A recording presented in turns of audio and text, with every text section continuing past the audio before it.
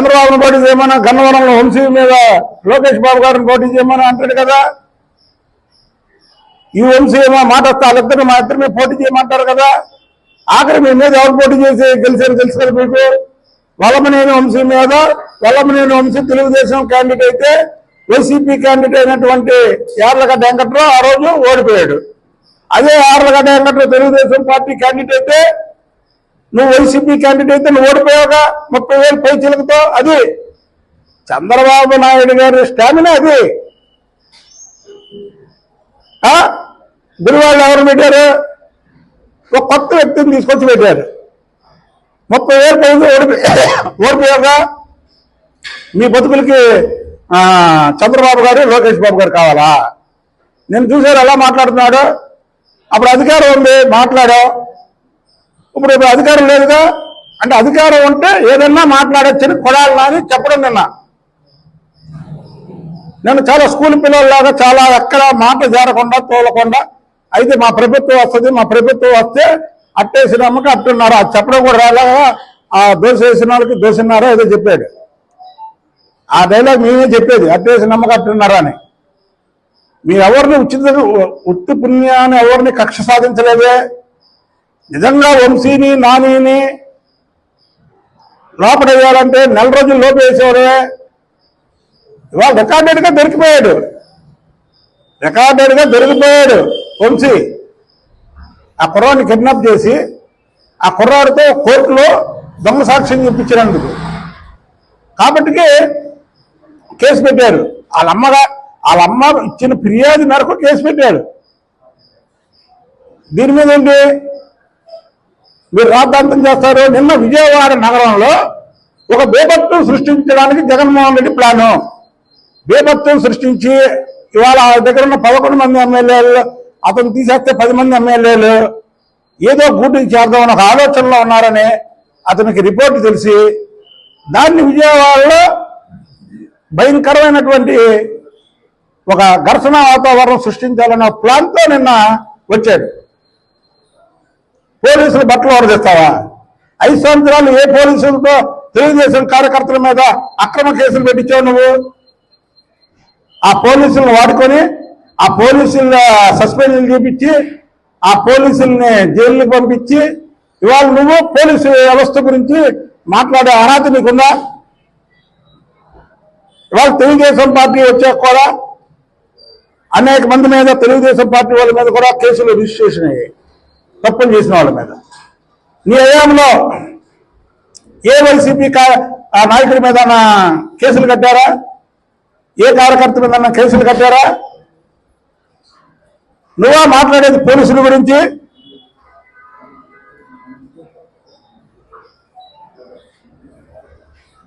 కోడికత్తి scene దాడి చేసిన దాంట్లో నువ్వు ఇప్పుడు వరకు ఎందుకు కోర్టుకు హాజరు కాకుండా, సాక్ష్యం చెప్పకుండా అతన్ని కోర్టుకు తిప్పుతున్నావు? ఆ దళితుడనే కదా నువ్వా మాట్లాడేది వీళ్ళ గురించి? అసలు వంశీ అనేవాడిని నన్ను ఎప్పుడైతే జైలుకి వెళ్ళి పరామర్శించావో చరిత్రహీనుడైపోయాడు జగన్మోహన్ రెడ్డి. దాంట్లో అసలు రెండో క్వశ్చనే లేదు. ఎందుకంటే వంశీ చేసినటువంటి పాపాలు అన్నీ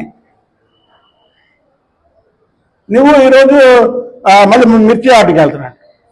ఎన్నికల కోడ్ పార్టీ అధికారంలో ఉంది. ఎక్కడైనా తెలుగుదేశం బ్యానర్ ఉందో చూడండి. ఎక్కడైనా విజయవాడలో మీరు ఒక్కసారి క్లిప్పింగ్ తీసుకెళ్లి మా ఆఫీస్ కాడ చూడండి ఎన్ని బ్యానర్లు ఉన్నాయో. మేము ఎన్నికల కోడ్ అధికారంలో ఉండి మేము పాటిస్తుంటే అధికారం లేకుండా ఎన్నికల కోడ్ ఎక్కడా పాటించట్లేదు. కమిషన్ నుంచి వాళ్ళ కేసు పెడితే ప్రభుత్వం పెట్టించిందని తప్పుడు ప్రచారం చేయడానికి చట్ట వ్యతిరేకంగా ఈ పనులు చేస్తారు. చట్టంగానే వాళ్ళ మీద యాక్షన్ తీసుకుంటే కావాలని ప్రభుత్వం పెట్టించిందని ప్రభుత్వం మీద నిందలు వేయడానికి. నిన్న వంశీని పరామర్శించడానికి రాష్ట్రం మొత్తం ఉన్నటువంటి కిరాయి రౌడీల్ని విజయవాడ తీసుకురావాల్సిన అవసరం ఏంటి జగన్మోహన్ రెడ్డి? నువ్వు మామూలుగా వచ్చి పరామర్శించి వెళ్ళొచ్చు కదా. తెలుగుదేశం పార్టీ అధికారంలో వెళ్ళినప్పుడు చంద్రబాబు నాయుడు గారు కూడా అనేక మందిని పరామర్శించడానికి వెళ్ళాడు. ఎప్పుడైనా ఇలాంటి వాతావరణం సృష్టించారా? నిన్న గాంధీనగర్ మొత్తం కూడా భయప్రాంతులైపోయారు ప్రజలు. వెంటనే విజయవాడ ప్రజలకు క్షమాపణ చెప్పాలి జగన్మోహన్ రెడ్డి. నిన్న చేద్దామనుకున్నటువంటి అరాచకానికి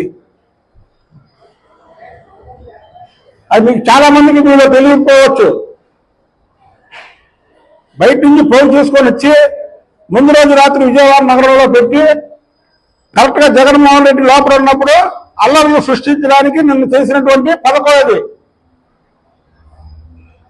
అందరినీ కూడగట్టుకొని వచ్చాడు దళిత వ్యతిరేకి జగన్మోహన్ రెడ్డి. నా ఎస్సీలు, నా ఎస్టీలు, నా బీసీలు అన్నప్పుడు నీ ఎస్సీ మీద జరిగిన దాడిని నువ్వెందుకు ఖండించలేదు? ఖండించకపోతే వెళ్ళి పరామర్శించావు. కాబట్టి ఎస్సీలు, బీసీలు, మైనార్టీలు వీళ్ళందరూ ఆయన వైపు ఉన్నారని ఇంకా భ్రమపడుతున్నాడు. జగన్మోహన్ రెడ్డి త్వరలోనే పార్టీ దుకాణం మూసే పరిస్థితిలో ఉన్నాడు, దాంట్లో ఎటువంటి సందేహం లేదు. అరే అరాచకాలు సృష్టించే వాళ్ళ మీద వెళ్ళి మాట్లాడేవంటే 4 సార్లు అసలు వంశీ ఈ కేసులో నువ్వు పరామర్శించినా నిన్నన్నా చెప్పాలా? వంశీ చేసింది ఆ రోజు తప్పు. 3 సార్లు ముఖ్యమంత్రి చేసినటువంటి ఎన్టీ రామారావు గారి కుమార్తె, 4 సార్లు ముఖ్యమంత్రిగా ఉన్నటువంటి చంద్రబాబు నాయుడు గారి భార్య భువనేశ్వరి గారిని ఆ రోజు మాట్లాడటం తప్పు అని నిన్న ఖండించాలి. ఖండించగలిగేవా? ఇవాళ మా పార్టీ అధికారంలోకి వచ్చాక 2-3 ఎమ్మెల్యేలకు షోకాజ్ నోటీసులు ఇచ్చారు, ఒకరిద్దరు సస్పెండ్ చేశారు. ఎందుకు చెప్పట్లేదు నువ్వు? భారతిరెడ్డి గారి మీద ఎవరన్నా మాట్లాడుతున్నారా? భారతిరెడ్డి గారి గురించి ఎవరన్నా చెప్తున్నారా? అంటే వంశీకి ఒక్కడికైనా నోరు ఉంది, ఇంకెవరికి ఉండదా? మా పార్టీ విధానం అది కాదు, చంద్రబాబు గారి ఆశయం అటువంటిది కాదు. నిన్న కొల్లు రవీంద్ర ఏదైతే వంశీ హర్షవర్ధన్ ఉన్నటువంటి వీడియోని, లిఫ్ట్ లో ఉన్నటువంటి వీడియోని, వాళ్ళ ఇంట్లో వీడియోని ప్రెస్ మీద చూపిస్తే అంబటి రాంబాబు అంటాడు, ఏంటి అది మంత్రి చూపించచ్చా? అరే ప్రజలకి సాక్ష్యాలు చెప్పాలి. మీరు నిన్న జగన్మోహన్ రెడ్డి వచ్చినటువంటి విధానం దానికి వంశీ అలాంటి చెప్పాల్సిన పరిస్థితి మా పార్టీ మీద ఉంది. నువ్వు వంశీ శీలుడని కదా నువ్వు వచ్చింది. మా మంత్రి చూపిస్తే దాన్ని అంబటి రాంబాబు వేరే కోణంలో చూపిస్తున్నాడు. వీళ్ళు ఒకటి మాత్రం చెప్తున్నామండి,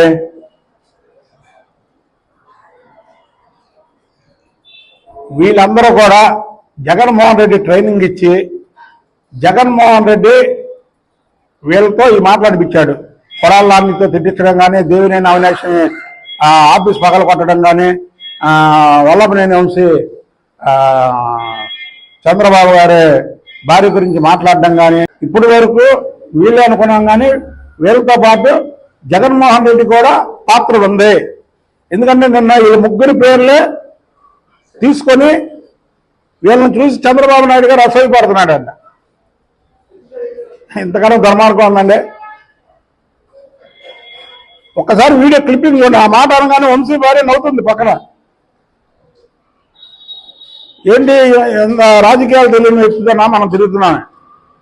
ఇంకాడేమో వంశీకి రాజకీయ జన్మనిచ్చింది నేనే అల్లా, వంశీకి రాజకీయ జన్మనిచ్చింది నేనే అల్లా. అంతవరకు సంతోషించాలి. అసూయపడుతున్నాడు చంద్రబాబు నాయుడు గారు, అసూయపడుతున్నాడు. ఈసారి చూపిస్తాడు పులివెందుల్లో అసూయపడుతున్నాడో లేదు చంద్రబాబు నాయుడు గారు. మేము ఎప్పటి నుంచో చెప్పాం మీకు, వీళ్ళిద్దరిని ఓడిస్తారు. అసలుకి నిన్న జగన్మోహన్ రెడ్డి అక్కడికి వెళ్ళి వంశీని పల్లకరించడంలో రాష్ట్రంలో మొన్న 175 మంది పోటీ చేసినటువంటి వాళ్ళలో 160 మందికి ఇష్టం లేదు. ఏంట్రా బాబు మళ్ళీ మొదలుకు వచ్చింది కథ అనుకుంటున్నారు. మొన్నటి వరకు ఓడిపోయిన ప్రతి ఒక్కటి ఇంటికి వెళ్ళి జగన్మోహన్ రెడ్డి వాళ్ళ కొంత అయితే ఈ వంశీ నాని మాట్లాడిన మాటలకు కొంత ఓడిపోయేవాళ్ళు ప్రతి ఒక్కరి ఇంటికి వెళ్ళి బోర్డు నేడిశారు. మళ్ళీ అది రిపీట్ చేశాడు. జగన్మోహన్ రెడ్డి. ఒక్కటి మాత్రం గుర్తుపెట్టుకో, విజయవాడ నగరం ప్రశాంతంగా ఉంది. విజయవాడ నగరంలో నువ్వు ఏం చేద్దామని నీ వల్ల కాదు. చంద్రబాబు నాయుడు గారు ఫస్ట్ ముఖ్యమంత్రి అయిన 96 నుంచి కూడా ఈ రాష్ట్రంలో లా అండ్ ఆర్డర్ అనే దాని మీద ఎక్కువ దృష్టి పెడతాడు. అది నువ్వు కానీ నేను కానీ ఇంకొకరు కానీ ఎవరు ఏం చేద్దామనుకున్నా సరే అది జరగని పని. ఆయన ముఖ్యమంత్రిగా ఉన్నంత కాలం లా అండ్ ఆర్డర్ కంట్రోల్ చేయబట్టే ఈ రాష్ట్రానికి చంద్రబాబు నాయుడు గారు అన్ని పరిశ్రమలు తీసుకురావడం కానీ ఈ రాష్ట్రం ఎంత అభివృద్ధి అవ్వడం కానీ 1996లో ఆయన ముఖ్యమంత్రి అయిన తర్వాత అంతకుముందు 1996 సంవత్సరాలు ఎలా ఉంది, ఈయన ముఖ్యమంత్రి అయిన తర్వాత అభివృద్ధి వేగంలో ఎంత ఈ రాష్ట్రం ముందుకెళ్ళింది అదంతా కూడా చంద్రబాబు నాయుడు గారు లా అండ్ ఆర్డర్ అనే దాన్ని ఆయన కంట్రోల్ చేయడంలోనే ఈ రాష్ట్రం ముందుకెళ్ళింది. నువ్వు కానీ నేను కానీ ఇంకొకరు కానీ వంశీ కానీ నాని కానీ అవినాష్ కానీ ఈ విజయవాడ నగరంలో ఏదన్నా అల్గలు సృష్టిద్దామంటే అది మీ బుద్ధి తక్కువ పనే. మీకంటే ముందు పోలీసులు దాన్ని భగ్నం చేస్తారు. ఇంకొకసారి విజయవాడలో అల్లాలు సృష్టించడానికి మాత్రం చేయకొని జగన్మోహన్ రెడ్డిని హెచ్చరిస్తున్నాం. మొత్తం రాష్ట్రం మొత్తం ఉన్నటువంటి రౌడీలందరినీ దించేకన్నా రాష్ట్రం మొత్తం ఉన్నటువంటి రౌడీలందరినీ కూడా విజయవాడ నగరంలో దించాడు. మీరు చూశారు కదా చంద్రబాబు నాయుడు ఎందుకు ఇదే జగన్మోహన్ రెడ్డి పిన్నెల రామకృష్ణారెడ్డి దగ్గరికి వెళ్ళి పరామర్శించాడు. అప్పుడు ఎవరు చేశారు అక్కడ? నిన్న ఎందుకు చేశారు? విజయవాడ కేంద్రంగా తీసుకున్నాడు. వాళ్ళు విజయవాడని ఒక కేంద్రంగా తీసుకొని అల్లర్లు సృష్టించడానికి నిన్న ప్లాన్ 11 మీడియా మిత్రులు కూడా అక్కడికి వెళ్ళి ఉన్నారు, చూస్తుంటారు. ఎప్పుడూ లేదు అంత అలజడి. ఒక అలజడి సృష్టించడానికి నిన్న వంశీని పరామర్శించడంలో ప్లాన్ అది. వీళ్ళందరూ నేర్చుకొని వెళ్ళి ఎవరైనా అసలు ఎవరైతే జగన్మోహన్ రెడ్డి పక్కన ఉన్నారో నిన్న వాళ్ళందరి మీద కూడా కేసులు ఉన్నాయి. వాళ్ళందరూ కూడా ఈ 10 రోజులు వంశీ వెళ్ళినప్పటి నుంచి ఎక్కడ కనబడలా. నిన్న జగన్మోహన్ రెడ్డి వెనకాతలు ఉన్నారు. స్కూల్ పిల్లలు చూడండి మీరు, స్కూల్ పిల్లలు కనబడినట్టు కనిపించారు నిన్న. కాబట్టి జగన్మోహన్ రెడ్డి నీకొకటే గుర్తుపెట్టుకో, నీ ఆటలు సాగో. చంద్రబాబు నాయుడు గారు ముఖ్యమంత్రిగా ఉన్నంతసేపు విజయవాడలో లా అండ్ ఆర్డర్ అనే దాన్ని అదుపు తప్పిద్దామని నువ్వు అనుకోవడం ఏది. వాళ్ళ చెన్నారెడ్డి ముఖ్యమంత్రిగా ఉన్నప్పుడు హిందూ ముస్లిం గొడవలు జరిగినాయి కదా చెన్నారెడ్డిని దించడానికి. సేమ్ నిన్న అదే ప్లాన్ రిపీట్. ఇది మీరు ప్రజల్లో తీసుకెళ్ళాలి. ఇలా చంద్రబాబు నాయుడు గారు వచ్చిన తర్వాత హ్యాపీగా బతుకుతున్నారు. స్థలాలు ఉన్నవాళ్ళు, పొలాలు ఉన్నవాళ్ళు, లేకపోతే ఆస్తులు ఉన్నవాళ్ళు, అంతస్తులు ఉన్నవాళ్ళు, కార్మికులు, కర్షకులు అందరూ హ్యాపీగా ఆ 100-200 జేబులో పెట్టుకుని హ్యాపీగా పడుకుంటున్నారు వాళ్ళు కూడా. ఎందుకంటే ఎవరో జేబు కొట్టడం బాబా అని. మళ్ళీ వీళ్ళందరూ తీసుకొచ్చి విజయవాడని గందరగోళం చేద్దాం అనుకుంటాం. నువ్వు ఇలాంటి పనులు మానుకో. జగన్మోహన్ రెడ్డిని హెచ్చరిస్తున్నాం.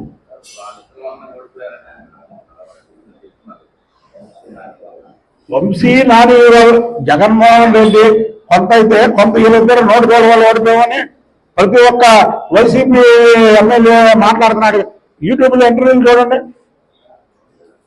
వాళ్ళ ఎమ్మెల్యేలో చెప్తున్నాడు, పేర్లు ఎందుకు మళ్ళీ నేను చెప్పడం. వాళ్ళ ఎమ్మెల్యేలో చెప్తున్నారు వీళ్ళు 100 వారు చాలా పార్టీకి డ్యామేజ్ అయింది. అసలు భువనేశ్వర్ గారిని ఆ మాట అన్నం ఏంటని వాళ్ళ సంబంధించినటువంటి ఏదైతే 2019 నుంచి 2024 వరకు ఉన్నటువంటి ఎమ్మెల్యేలు చెప్తున్నారు.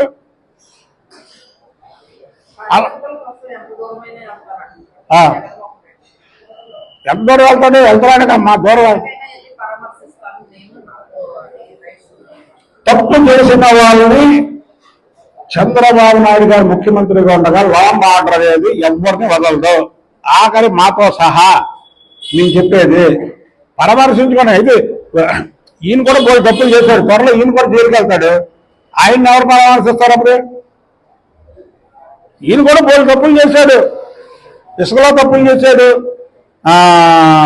ఈ వైన్ షాపుల్లో తప్పులు చేశాడు, అలాగే మైనింగ్ లో తప్పులు చేశాడు, గవర్నమెంట్ ఫైల్స్ చాలా తప్పులు చేశాడు. ఈ కూడా తీస్తారు త్వరలో. మళ్ళీ ఆటలో ఈయన కూడా జైలుకి వెళ్తాడు. జైలుకి వెళ్ళినప్పుడు ఎవరు పరామర్శిస్తారు? అంటే ఇదంతా ముందే మాట్లాడుకుంటున్నాడు ఆయన, ఏంటంటే ఎవరిని అరెస్ట్ చేయకుండా.